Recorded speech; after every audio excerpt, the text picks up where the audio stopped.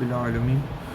والصلاة والسلام علی سید المرسلین اما بعد فاعوذ باللہ من الشیطان الرجیم بسم اللہ الرحمن الرحیم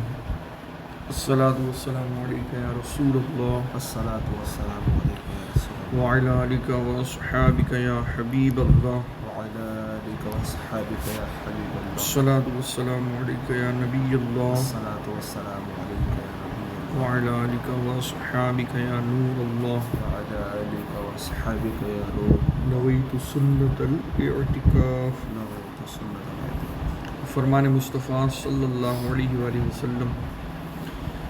تم جہاں بھی رہو مجھ پر درود پاک پڑھتے رہو کہ تمہارا درود مجھ تک پہنچتا ہے صلو علی الحبیب صلی اللہ علیہ محمد وعلی آلہ وصحبہ وبارک وسلم۔ پارہ نمبر 19 سورۃ الفرقان کا ہم درس سن رہے قرآن پاک میں۔ کل کے درس میں نے سنا تھا کہ حضور صلی اللہ علیہ وسلم کی جب مخالفت کی گئی، کافروں نے آپ پر ایمان لانے سے انکار کیا، طرح طرح کا اعتراض کیا، تو اللہ تعالیٰ نے آپ صلی اللہ علیہ وسلم کے دل کی تسلی کے لیے، تسکین خاطر کے لیے پچھلی قوموں کے واقعات بیان فرمائے کہ آپ سے پہلے جتنے نبی ہوئے سب کے دشمن تھے، مجرم لوگ، جیسے نوح علیہ السلام کا واقعہ بیان فرمایا کہ ان کی قوم کو ڈبو دیا گیا، حضرت موسیٰ علیہ السلام ان کی قوم کا، پھر عاد و سمود کا واقعہ بیان کیا گیا جو کہ حضرت ہود علیہ السلام اور حضرت شعیب علیہ السلام کی قومیں تھیں، اور کہاں بری برسات برسائی گئی قوم کے بارے میں کہا گیا کہ ان پر پتھروں کی بارش آسمان سے نازل کی اور ان کو ہلاک اور تباہ و برباد کر دیا گیا۔ وہ تھی حضرت لوط علیہ السلام کی قوم جن کی بستیوں کے پاس سے یہ جو کافر لوگ ہیں کفار مکہ اپنے تجارتی سفر میں گزرتے تھے اور اپنے آنکھوں سے دیکھتے تھے ان ہلاک کی ہوئی بستیوں کو۔ آگے اسی مضمون کو کنٹینیو کرتے ہوئے آیت نمبر 41 سے آج ہم درس سنیں گے۔ بسم اللہ الرحمن الرحیم۔ وَإِذَا رَأَوْكَ إِن يَتَّخِذُونَكَ إِلَّا هُزُوًا أَهَذَا الَّذِي بَعَثَ اللَّهُ رَسُولًا إِن كَادَ لَيُضِلُّنَا عَنْ آلِهَتِنَا لَوْلَا أَن صَبَرْنَا عَلَيْهَا وَسَوْفَ يَعْلَمُونَ حِينَ يَرَوْنَ الْعَذَابَ مَنْ أَضَلُّ سَبِيلًا۔ ترجمہ کنز ایمان۔ اور جب تمہیں دیکھتے ہیں تو تمہیں نہیں ٹھہراتے مگر ٹھٹھا۔ اللہ تعالیٰ اپنے نبی صلی اللہ علیہ وسلم سے فرمانا ہے کہ کافی لوگ جب تمہیں دیکھتے ہیں تو مذاق ہی سوچتا ہے، انہیں مذاق کے طور پر دیکھتے معاذ اللہ۔ کیا یہ ہے جن کو اللہ نے رسول بنا کر بھیجا؟ معاذ اللہ، اس طرح سے مذاق کرتے ہیں، یہ اس کو رسول بنایا اللہ تعالیٰ نے؟ قریب تھا کہ یہ ہمیں ہمارے خداؤں سے بہکا دے اگر ہم ان پر صبر نہ کرتے، اور اب جانا چاہتے ہیں جس دن عذاب دیکھیں گے کہ کون گمراہ تھا۔ ان قریب جان جائیں گے لوگ کہ کون گمراہ تھا۔ ارشاد فرمایا کہ اے حبیب صلی اللہ علیہ وآلہ وسلم، جن مشرکین کے سامنے آپ نے سابقہ قوموں کے واقعات بیان فرمائے، پچھلی گزری قوموں کے بیتے ہوئے زمانے واقعات بیان فرمائے، تو یہ جب آپ کو دیکھتے ہیں تو آپ کو ٹھٹھا مذاق بنا لیتے ہیں، یعنی مذاق مسخری کرتے ہیں۔ سوچیے آج ہمارا کوئی تھوڑا سا یوں ڈس رسپیکٹ کر دے تو دل پہ لے کے بیٹھ جاتے ہیں۔ یہاں پر کونین کے والی ہے، اللہ کے سب سے پیارے محبوب صلی اللہ علیہ وسلم، تمام نبیوں کے سردار ہیں، ان کا یہ کافر مذاق اڑا رہے ہیں۔ دین کی دعوت دینے پر کتنا گھنونا مذاق اڑا رہے ہیں، اور کہتے ہیں کہ کیا یہ وہ شخص ہے جسے اللہ تعالیٰ نے اپنی مخلوق میں سے ہماری طرف رسول بنا کر بھیجا ہے؟ معاذ اللہ، اس اللہ کو کوئی نہیں ملا تھا کہ اسی کو اپنا نبی بنایا؟ اس طرح کے بھی الفاظ ہیں بعض حدیثوں کی کتابوں میں۔ تو اس طرح سے آپ صلی اللہ علیہ وسلم کے دل مبارک کو، قلب مبارک کو تکلیف پہنچانے والی بات یہ لوگ کرتے تھے اور اعتراض کرتے تھے۔ اور آگے یہ لوگ کہتے تھے کہ اگر ہم اپنے معبودوں پر ڈٹے نہ رہتے، صبر نہ کرتے، یعنی اس پر قائم نہ رہتے اور ان کی عبادت پر ثابت قدم نہ رہتے، ان کے معبود یعنی جھوٹے بت مورتیاں، کہ اس کی اگر ہم اپنے جو یہ جھوٹے معبودوں کو اندھے ہو کر نہ مانتے تو قریب تھا کہ یہ نبی ہمیں ہمارے معبودوں سے بہکا دیتے۔ خود بھی یہ مانتے تھے کہ دعوت تو ان کی اتنی پاورفل ہے کہ اگر ہم یوں ہی سب کچھ نظر انداز کر کے ان کی دعوت کی ہر دلیل کو، ہر معجزے کو اپنے ان جھوٹے معبودوں، جھوٹے بتوں کو اندھا ہو کر نہ پکڑ لیتے تو یہ ہمیں بہکا دیتے، ان کے پوائنٹ آف ویو سے بہکا دیتے، ورنہ یہ کہ ان کو سدھار دیتے، ان کی اصلاح ہو جاتی، ان کو ایمان سے نواز دیتے۔ اس سے معلوم ہوا کہ سید المرسلین صلی اللہ علیہ وسلم کی دعوت اور آپ صلی اللہ علیہ وسلم کے اظہار معجزات نے کفار پر اتنا اثر کیا تھا اور دین حق کو اس قدر واضح کر دیا تھا کہ خود کفار کو اقرار ہے کہ اگر وہ اپنی ہٹ دھرمی پر جمے نہ رہتے، سب کچھ جانتے بوجھتے کفر میں نہ پڑے رہتے تو قریب تھا کہ بت پرستی چھوڑ دے اور دین اسلام اختیار کر دے۔ اور بالکل ظاہر سی بات ہے کہ جو پوری دنیا جن کے صدقے بنائی گئی پوری کائنات، اور جن کی عقل پر تمام عقل قربان، جن کے اخلاق سب سے بلند، ایسے پیارے نبی صلی اللہ علیہ وسلم جن کا حسن جو ہے وہ ہر چیز سے اعلیٰ ہے، ہر حسین ان کے سامنے کوئی حیثیت نہیں رکھتا ہے، اتنی بڑی شان والے اللہ کے نبی جب بذات خود ان کو دعوت دے اس میں کیا کمی ہوگی؟ اب نہ ماننے والا ہی پرلے درجے کا محروم اور جو ہے وہ ایک نمبر کا بدبخت شخص ہوگا کہ اگر ان کی دعوت کو قبول نہ کرے۔ خلاصہ کلام یہ ہے کہ دین اسلام کی حقانیت ان پر خوب واضح ہو چکی تھی اور شکوک و شبہات مٹا ڈالے گئے تھے، کوئی ایسا کنفیوژن، ڈاؤٹ کی کوئی جگہ نہیں تھی، لیکن وہ اپنی ہٹ دھرمی اور ضد کی وجہ سے ایمان قبول کرنے سے محروم رہے۔ تو ان کی ہٹ دھرمی پر اللہ تعالیٰ آیت کے آخر میں ارشاد فرماتا ہے کہ عنقریب جان جائیں گے کہ کون حق پر تھا اور کون گمراہ۔ ارشاد فرماتا ہے عنقریب جب یہ لوگ آخرت کا عذاب دیکھیں گے تو اس وقت جان لیں گے کہ کون گمراہ تھا۔ یہ کفار کی اس بات کا جواب ہے جو انہوں نے کہی تھی کہ قریب ہے کہ یہ ہمیں ہمارے خداؤں سے بہکا دے۔ یہاں بتایا گیا کہ بہکے ہوئے تم خود ہو، اس بات کا اسی انداز میں جواب دیا گیا کہ بہکے ہوئے تو تم خود ہو اور آخرت میں یہ تمہیں خود ہی معلوم ہو جائے گا۔ اور رسول کریم صلی اللہ تعالیٰ علیہ وسلم کی طرف تم نے جو بہکانے کی نسبت کی ہے وہ محض بیجا ہے کہ یہ نبی تو ہدایت دینے کے لیے آئے، تمہیں سچا راستہ بتانے کے لیے آئے۔ اگر تمہیں ہدایت ہی گمراہی لگ رہی ہے تو تمہاری عقل ہی الٹی ہے کہ تمہیں اچھی بات بھی بری لگ رہی ہے، معاذ اللہ۔ آگے آیت نمبر 43 میں اسی طرح کے جو ہے وہ ان کے برے کاموں کا ذکر ہے۔ ارأیت من اتخذ الہہ ہواہ افانت تکون علیہ وکیلا، کیا تم نے اسے دیکھا جس نے اپنے جی کی خواہش کو اپنا خدا بنا لیا، تو کیا تم اس کی نگہبانی کا ذمہ لو گے؟ زمانہ جاہلیت میں عرب کے مشرکین کا دستور تھا کہ ان میں سے ہر ایک کسی پتھر کو پوجتا تھا، اور جب کہیں اسے کوئی دوسرا پتھر اس سے اچھا نظر آتا تو پہلے کو پھینک دیتا اور دوسرے کو پوجنے لگتا۔ مورتی پوجا، بت پرستی اتنی زیادہ تھی کہ جو پتھر ہاتھ میں آیا اسی کو خدا بنا لیا گیا، جس کا آج کل بھی نظارہ عام ہے۔ یہ کافروں کا تو پرانا طریقہ ہے کہ ان کو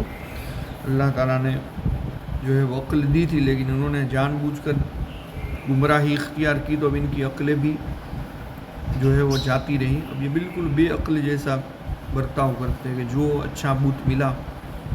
اسی کے پیچھے ہو لیجئے۔ تو زمانہ جاہلیت میں بھی ایسا ہی تھا، یہاں تک ہے کہ جو ہے وہ سفر میں جاتے تھے تو آٹے کا بت بناتے تھے، اور جیسے ہی بھوک لگتی تھی تو اسی کو توڑ پھوڑ کر اسی کی روٹی بنا کر کھا جاتے تھے۔ اس آیت میں اسی چیز کا ذکر کرتے ہوئے اللہ تعالیٰ نے ارشاد فرمایا کہ اے حبیب صلی اللہ علیہ وسلم کہ تم نے اس آدمی کو دیکھا جس نے اپنی خواہش کو اپنا معبود بنا لیا اور اپنے نفس کی خواہش کو پوجنے لگا اور اسی کا فرما بردار ہو گیا، وہ ہدایت کس طرح قبول کرے گا؟ تو کیا آپ صلی اللہ علیہ وسلم اس پر نگہبان ہو کہ انہیں خواہش پرستی سے روک دو؟ یعنی آپ کوئی ان کے ایسے ذمہ دار نہیں ہوں کہ زبردستی ان کو آپ ایمان لانے پر مجبور کریں یا ان کے ایمان لانے ہی پر آپ کی دعوت مکمل ہوگی. آپ کا کام صرف اللہ کی طرف سے پیغام پہنچانا ہے. جان بوجھ کر اگر ایمان نہیں لاتے تو ان کی اپنی محرومی اور بدبختی ہے. تو حقیقت میں تو یہ مشرکین کفار وغیرہ کہتے ہیں کہ میرا فلاں خدا ہے، یعنی میرا فلاں معبود ہے، یا میرا فلاں گوڈ ہے، یا جو بھی اس کو بولتے ہیں یہ لوگ. باقی حقیقت میں تو ان کا معبود ایک ہی ہے، وہ ہے ان کی خواہش. نفس ان کا معبود ہے. جہاں نفس کو اچھا لگا ادھر لڑک گئے، اسی کی طرف ہو گئے. حقیقت میں آج کل دیکھا جائے تو اکثر مشرکین کا حال یہی ہے ہمارے یہاں کہ ان کی خواہش ہی ان کا خدا ہے، خواہش کی ہی پیچھے وہ چل رہے ہوتے ہیں. تو یہ اسلام نے اس کو ناپسند فرمایا کہ خواہش کو خدا بنا لینا، نفس پرستی کرنا. یاد رہے کہ بعض اوقات خواہشات کے سامنے بندے کی عقل مغلوب ہو کر چھپ جاتی ہے. عقل بھی اس کی کام نہیں کرتی کہ میں کیا بے وقوفی کر رہا ہوں، اور خواہش غالب آ کر آدمی کو اپنا غلام بنا لیتی ہے. ایسا کیسے اور کس طرح ہوتا ہے، اسے جاننے کے لیے امام غزالی رحمۃ اللہ علیہ کا ایک کلام ملاحظہ فرمائیں. چنانچہ آپ فرماتے کہ ایک دل وہ ہوتا ہے جو خواہشات سے بھرا ہو اور بری عادات سے آلودہ ہو، اور اس میں ایسی خباثتیں ہوتی ہیں جن میں شیطانوں کے دروازے کھلتے اور فرشتوں کے دروازے بند ہوتے ہیں. برا دل جو ہوتا ہے جس سے اندر خواہشیں بھری ہوتی ہے، بری عادتوں سے وہ گندا ہو چکا ہوتا ہے، اس میں ناپاکیاں، روحانی ناپاکیاں بھری ہوتی ہیں، جس میں شیطان کے لیے دروازے کھلی اور فرشتوں کے لیے، نیک خیالات کے لیے دروازے بند ہوتے ہیں. ایسے دل میں شر کا آغاز یوں ہوتا ہے، برائی کا اس میں دل کے اندر جنم کیسے ہوتا ہے کہ اس میں نفسانی خواہشات کا خیال پیدا ہوتا اور کھٹکتا ہے کہ یہ کر لوں، یہ برا کام کر لوں. ایسی خواہش پیدا ہوتی ہے تھوڑی تھوڑی اور اندر کھٹکتی ہے. تو دل حاکم یعنی عقل کی طرف دیکھ کر اس سے حکم پوچھنا چاہتا ہے تاکہ صحیح بات واضح ہو جائے. کیونکہ کوئی بھی خیال ہمارے دل میں آتا ہے تو وہ کمانڈ پورے ہمارے بدن کا دماغ کے ہاتھ میں ہے، عقل کے ہاتھ میں ہے. تو عقل فیصلہ کرتی ہے کہ یہ کرنا ہے یا نہیں کرنا ہے. تو جو دل سے اٹھنے والے خیالات کا جب عقل کے سامنے پیش کیا جاتا ہے کہ کیا کریں، چونکہ عقل نفسانی خواہشات کی خدمت سے مانوس ہوتی ہے، عادت پڑ چکی ہوتی ہے عقل کو کہ وہ بری خواہشات اور نفس کو جیسے مزہ ہے اسی طرح اس کا میلان ہوتا ہے، اسی طرح اس کا چکا ہوتا ہے. لہٰذا وہ اس کے لیے طرح طرح کے حیلے تلاش کرتی ہے. عقل جو ہے وہ آدمی کوئی بھی برا کام بھی کرتا ہے نا تو اس کو لیپا پوتی کرتا ہے کہ نہیں میں تو یوں یعنی وہ بالکل ہی جو ہے کھلم کھلا کوئی بھی انسان عموماً ایسا نہیں کرتا ہے. جیسے کوئی 2 نمبر کا کاروبار کرنے والا، شراب بیچنے والا، وہ بھی یوں نہیں کہے گا کہ میں تو بہت برا کام کر رہا ہوں اور شراب جیسی حرام چیز کو بیچ رہا ہوں اور میرے سے تو جو ہے وہ جانور بھی بدتر ہے، ایسی حرام کی کمائی کھا کر اپنے پیٹ میں آگ بھر رہا ہوں. ایسا کبھی نہیں بولے گا. وہ یوں ہی کہے گا کہ یہ یوں ہے اور یوں ہے اور میں تو نیک کاموں میں خرچ کر رہا ہوں، طرح طرح کی، یعنی وہ میں تو غیر مسلموں کو بیچ رہا ہوں، یا حرام کمانے والا بھی کہ میں تو راہ خدا میں اتنا دے دیتا ہوں، یا زمانہ ہی ایسا ہے، حالات ہے، مجبوری ہے، کرنا پڑتا ہے، تھوڑا بہت نیک کام بھی کر لیتا ہوں. تو یوں طرح طرح سے آدمی کی عقل جو ہوتی ہے وہ خواہش کا کہاں کرنے کی سوچتی ہے. کرنا تو خواہش ہے وہی کرنا ہے، لیکن اس کو پھر حوالہ دے کر ویلیڈیٹ کرنے کی کوشش کرتی ہے، ہیلے تلاش کرتی ہے عقل، اور خواہش کو پورا کرنے پر اس کی مدد کرتی ہے. عقل مدد کرتی ہے. جب وہ دل کی مدد کرتی ہے تو سینہ خواہش کے ساتھ کھلتا ہے. عقل سے جب وہاں سے تھوڑا سا اپروول ملتا ہے تو اب بندہ کھل جاتا ہے. دل پہلے صرف ایک خیال تھا، اب پھر پورا کا پورا اس میں ایک عزم ہو گیا، پورا ارادہ بن گیا، اور اس میں خواہش کا اندھیرا پھیلتا ہے. دل اس اندھیرے میں گھر جاتا ہے کیونکہ عقل کے لشکر اس کا مقابلہ کرنے سے رک جاتے ہیں. باقی اللہ تعالیٰ نے ہر شخص کو عقل دی ہے کہ جو برا کر رہا ہے وہ بھی سمجھ رہا ہوتا ہے کہ میں برا کر رہا ہوں، یہ غلط ہے. اللہ تعالیٰ نے انسان کو اتنی عقل ضرور عطا فرمائی. حدیث پاک میں عقل کی بہت فضیلت بیان کی گئی ہے کہ جو سب سے بہترین چیز اللہ نے انسان کو عطا فرمائی اس میں سے ایک ہے عقل، اچھے برے کی پہچان۔ اسی لیے تو سب کو مطلب اللہ تعالیٰ نے ایمان لانے نہ لانے کا اختیار دیا ہے کہ تمہارے طرف اچھی ہدایت کی بات پہنچے گی، کیا صحیح ہے کیا برا ہے، سب تمہارے اوپر واضح کیا جائے گا، پھر تمہیں اپنے اختیار سے ایمان قبول کرنا ہے۔ اگر ایسا نہ ہو تو کہ کسی کافر کو کیوں کفر کی سزا ملے، وہ تو کہہ دیتا کہ میری قسمت میں تھا، نہیں ایسا نہیں، بلکہ ہر شخص کو اختیار ہے۔ اسی طرح گناہ گار بھی گناہ کرتا ہے اپنے اختیار ہی سے کرتا ہے، تو عقل اس کو سمجھ رہی ہوتی ہے، لیکن بس یہی کہ نفس کی خواہش عقل کو اتنا وہ مغلوب کر دیتی ہے، اتنا دبا دیتی ہے کہ عقل بھی اس کی غلام بن جاتی ہے اور اس برے کام کو اچھا کرنے میں مدد کرتی ہے۔ تو خواہش یہ بری چیز ہے جو دل کو بالکل اندھیرے میں ڈھانپ دیتی ہے، اور خواہش پھیلنے کی وجہ سے شیطان کی سلطنت مضبوط ہو جاتی ہے، اور اس وقت وہ ظاہری زینت، دھوکہ اور جھوٹی تمناؤں کے ذریعے دل کی طرف متوجہ ہوتا ہے، اور دھوکہ دینے کے لیے من گھڑت باتیں دل میں ڈالتا ہے کہ تو یہ کرے گا تو مزہ آئے گا، یہ فائدہ ہو جائے گا، وہ فائدہ ہو جائے گا، بظاہر اچھا لگے گا۔ تو شیطان اس کو طرح طرح کی لمبی لمبی امیدیں دلاتا ہے اور ایسے فائدے دکھاتا ہے اس میں بری بات میں جو ہوتے ہی نہیں ہیں، اور یوں ایمان کی حکومت کمزور پڑ جاتی ہے، یعنی وعدہ اور وعید پر یقین نہیں رہتا۔ دل میں پتہ ہوتا ہے کہ یہ کام کرنے پر یہ وعید ہے، یہ گناہ ہے، ایسا ہوگا ویسا ہوگا، لیکن وہ سب پھر وہ جو یقین ہوتا ہے وہ کمزور پڑ جاتا ہے، اور اخروی خوف کے یقین کا نور ٹھنڈا پڑ جاتا ہے۔ مسلمان تو کافر تو مانتا ہی نہیں، مسلمان تو جانتے بوجھتے گناہ کر رہا ہوتا ہے، وہ بھی سمجھ رہا ہوتا ہے کہ گناہ ہے، آخرت میں اس کی سزا ملے گی، اللہ ناراض ہوگا، لیکن پھر بھی وہ نور اس کا اتنا مدھم پڑ جاتا ہے، اتنا دھیما پڑ جاتا ہے کہ وہ اس عقل کی جو اندھیرا ہوتا ہے، عقل کا اس کا مقابلہ، وہ خواہش کا اندھیرا ہوتا ہے، اس کا مقابلہ نہیں کر سکتا، کیونکہ خواہش سے ایک سیاہ دھواں دل کی طرف اٹھتا ہے جو اس کے اطراف کو بھر دیتا ہے، حتیٰ کہ اس کے انوار مٹ جاتے ہیں، جو نور ایمان کے انوار مٹ جاتے ہیں، اس وقت عقل اس کی آنکھ کی طرح ہوتی ہے جس کے پپوٹے دھوئیں سے بھر جائیں۔ آنکھ تو ہے لیکن ایسی آنکھ ہے کہ جو دھواں بالکل آ گیا اور آنکھ کام کرنے سے رک گئی، ایسی وہ عقل ہو جاتی ہے، اور اس وجہ سے بندہ دیکھنے پر قدرت نہیں رکھتا۔ شہوت کے غلبے سے بھی دل کی یہی حالت ہوتی ہے، یعنی خواہش تو خواہش ہے، کوئی بھی گناہ کی خواہش، اس خواہش میں سب سے بری خواہش اور سب سے جو پاورفل خواہش ہوتی ہے وہ ہے شہوت، کہ یہ جنسی خواہش، سیکشول، یہ بندے کے اندر جو پیدا ہوتی ہے اس کو شہوت کہتے ہیں۔ تو شہوت کا جب غلبہ ہوتا ہے بہت زیادہ تو وہ بھی دل کو ایسا ہی کرتی ہے کہ دل کو اندھا کر دیتی ہے، حتیٰ کہ دل سوچ و بچار کرنے کے قابل نہیں رہتا، اور اس کی بصیرت ختم ہو جاتی ہے، اس کی دور اندیشی جو بھی ہوتی ہے،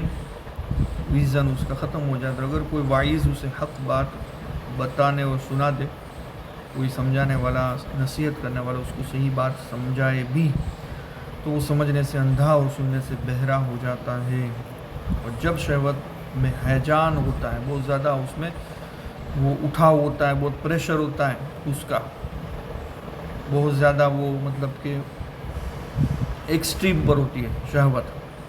تو شیطان اس پر حملہ کرتا ہے، پھر اعضاء خواہش کے مطابق حرکت کرتے، پھر ہاتھ پاؤں جو بھی بندہ گناہ کی طرف چلتا ہے وہ تو سب پھر بعد میں ہوتا ہے۔ یوں گناہ عالم غیب سے ظاہر کی طرف آتا ہے، کبھی دل میں سے پلاننگ تھا، دماغ سے اس کو ملا آفر، اپروول، پھر وہ ظاہر میں گناہ موجود ہوا، اور یہ اللہ تعالیٰ کی قضا و قدر سے ہوتا ہے۔ اسی قسم کے دل کی طرف اللہ تعالیٰ کے اس ارشاد گرامی میں اشارہ ہے کہ جو ایسا دل ہوتا ہے خواہش کے پیچھے چلنے والا۔ تو امام غزالی رحمۃ اللہ علیہ نے اسی آیت کو پھر یہاں پر کوڈ کیا جس کا ہم درس سن رہے ہیں، سورہ فرقان کی آیت نمبر 42 اور 45، ارأیت من اتخذ الہہ ہواہ فانت تکون علیہ وکیلا ام تحسب ان اکثرهم یسمعون او یعقلون انہم الا کالانعام بل هم اضل سبیلا۔ کیا تم نے اس آدمی کو دیکھا جس نے اپنی خواہش کو اپنا معبود بنا لیا ہے؟ تو کیا تم اس پر نگہبان ہو، یا کیا تم یہ سمجھتے ہو کہ ان میں اکثر لوگ سنتے یا سمجھتے ہیں، یہ تو صرف جانوروں کی طرح ہے بلکہ ان سے بھی بدتر گمراہ ہے۔ ایک اور جگہ اللہ تعالیٰ ارشاد فرماتا ہے انہی خواہش کے بندوں کے بارے میں لقد حق القول علی اکثرہم فہم لا یؤمنون، بے شک ان میں اکثر پر اللہ کے عذاب کی بات ثابت ہو چکی، یعنی ان کا مقدر ہی میں لکھا جا چکا تو وہ ایمان نہ لائیں گے۔ اور ارشاد باری تعالیٰ ہے وَسَوَاءٌ عَلَيْهِمْ، سورہ یاسین شریف میں وَسَوَاءٌ عَلَيْهِمْ أَأَنذَرْتَهُمْ أَمْ لَمْ تُنذِرْهُمْ لَا يُؤْمِنُونَ، اور تمہارا انہیں ڈرانا اور نہ ڈرانا ان پر برابر ہے، وہ ایمان نہیں لائیں گے۔ اور کئی دل ایسے ہیں کہ بعض خواہشات کی طرف نسبت کی صورت میں ان کی یہ حالت ہوتی ہے جیسے کوئی شخص بعض چیزوں سے پرہیز کرتا ہے لیکن جب وہ کسی حسین چہرے کو دیکھتا ہے تو اس کی آنکھ اور دل اس کے قابو میں نہیں رہتے، یعنی پہلے جو بتایا گیا وہ تو اس ٹائپ کا دل تھا کہ وہ ہر گناہ کی خواہش پر لڑک جاتا ہے، اور کچھ لوگ ایسے ہوتے ہیں جو اپنی خواہشات کو قابو میں رکھ سکتے لیکن کئی بار وہ آؤٹ آف کنٹرول ہو جاتے ہیں۔ جیسے یہاں پر حسین چہرے کی مثال دی گئی تو اس کے یہاں اس کے قابو میں نہیں رہتا دل، اس کی عقل چلی جاتی ہے اور اس کے دل کا ٹھہراؤ باقی نہیں رہتا، یا وہ شخص جاہ و مرتبے، ایک تو ہوتا ہے کہ یہ بظاہر حسن عورت کا فتنہ یہ بھی بندے کو خواہش میں ڈال دیتا ہے، یا پھر اس سے بھی بری چیزیں ہیں، جاہ و مرتبے، حکومت و تکبر کے سلسلے میں اپنے دل کو قابو میں نہیں رکھ سکتا۔ کبھی کبھی انسان کو بڑے مرتبے کی خواہش، اپنی واہ کی خواہش، عہدہ ملے، حکومت ملے، یا یوں ہی تکبر میں گناہ کرتا چلا جاتا ہے، اور جب ان باتوں کے اسباب ظاہر ہوتے ہیں تو ضبط نہیں کر سکتا، یا اس شخص کی طرح ہے جس کے عیب بیان کیے جائیں، اسے حقارت کی نگاہ سے دیکھا جائے تو وہ اپنے غصے پر قابو نہیں پا سکتا، یا وہ شخص جو درہم یا دینار لینے کی طاقت رکھتے وقت اپنے اوپر کنٹرول نہیں کر سکتا، یعنی کہیں سے بھی حرام مال مل رہا ہو تو پھر آؤٹ آف کنٹرول ہو جاتا ہے اور ٹوٹ پڑتا ہے اس پر، بلکہ وہ اس پر ایک دیوانے کی طرح گرتا ہے اور تقوی و مروت کو بھی بھول جاتا ہے۔ سب باتیں اس لیے ہوتی ہے کہ خواہش کا دھواں دل کی طرف چڑھتا ہے حتیٰ کہ وہ تاریک ہو جاتا ہے، اندھیرا ہو جاتا ہے، اور اس سے معرفت کے انوار مٹ جاتے ہیں، اور یوں حیا، مروت اور ایمان مٹ جاتا ہے، اور وہ شیطانی مراد کو حاصل کرنے کی کوشش کرنے لگ جاتا ہے۔ تو کتنا کھول کر بیان کیا ہے اسے، نفس کی فلسفی کو، خواہشات کس طرح سے انسان کو گناہ میں ڈال دیتی ہے۔ امام غزالی رحمۃ اللہ علیہ نے سمجھایا، احیاء العلوم بہت پیاری کتاب ہے اور اس کا کوئی بیان نہیں کیا جا سکتا کہ یہ کتنی عظیم اور کتنی نالجبل کتاب ہے،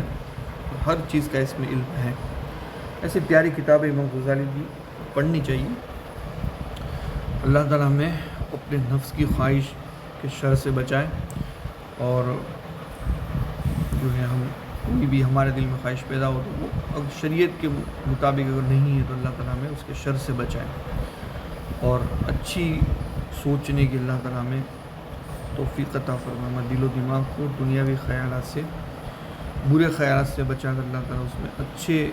خیالات آئے اور اس کے مطابق ہم اچھے عمل کرے، اس اللہ پاک ہمیں توفیق عطا فرمائے۔ اللہ تعالیٰ ہمیں قرآن پڑھنے، سمجھنے، اس پر عمل کرنے کی توفیق عطا فرمائے۔ صلو علی الحبیب صلی اللہ علیہ وسلم۔